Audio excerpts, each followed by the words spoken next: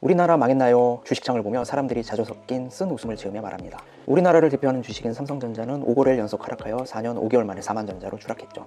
근본적으로 보자면 우리나라 금융자본시장의 후진성 때문이라고 판단합니다. 이러한 금융자본시장의 후진성을 대표하는 것 중 하나가 바로 첫째, 상습적 물적 분할입니다. 물적 분할이란 쉽게 말해 회사의 특정 사업 부서를 새로운 회사로 만드는 것을 말하죠. 예를 들어 LG화학이라는 회사 내부에 친환경 배터리 사업 부서가 있는데 이 부서를 LG에너지 솔루션이라는 신설 회사로 분리 독립시키는 것입니다. 이렇게 물적 분할을 통해 회사가 나뉘면 기업 입장에서는 여러 장점이 있습니다. 회사는 미래 성장 가능성이 있는 부분만 떼어내어 신설 회사를 만들었기 때문에 그 회사의 기업 가치가 높아져 더 낮은 이자율로 대출을 받을 수 있고 투자 유치에도 유리해집니다. 하지만 기존 주주들에게는 큰 불이익이 따릅니다. 신설된 자회사의 성장 이익은 기존 주주에게 전혀 돌아가지 않으며 이로 인해 기존 주식의 배당은 줄어들고 주가는 하락할 가능성이 높습니다. 결국 기업의 일방적인 물적 분할은 기존 주주들을 희생시키면서 회사만의 이익을 추구하는 결정이므로 미국, 영국 등 금융 선진국에선 엄격히 규제하고 있습니다. 아시겠지만 미국 주식엔 구글이 없습니다. 구글에 투자하기 위해선 지주사 알파벳에 투자해야 합니다. 구글은 2015년 지주사 알파벳 상장 후 구글 주식은 상장 폐지했기 때문입니다. 주주의 이익을 보호하기 위해서죠. 그런데 우리나라는 대부분의 재벌 대기업들은 미래 성장성이 담보되면 상습적 물적 분할을 통해 주주 이익을 훼손합니다. 이런 투자 환경에서 어떤 개인이 장기 투자를 할까요? 어떤 외국인 투자자가 한국 주식을 추천하게 할까요? 문제는 이뿐만이 아닙니다. 둘째는 바로 이사회 문제입니다. 기업의 이사회는 본래 기업의 와치독 역할을 해야 됩니다. 그러나 한국 기업의 이사회는 재벌 기업의 거수기 역할로 전락하는 경우가 많습니다. KB 하나 등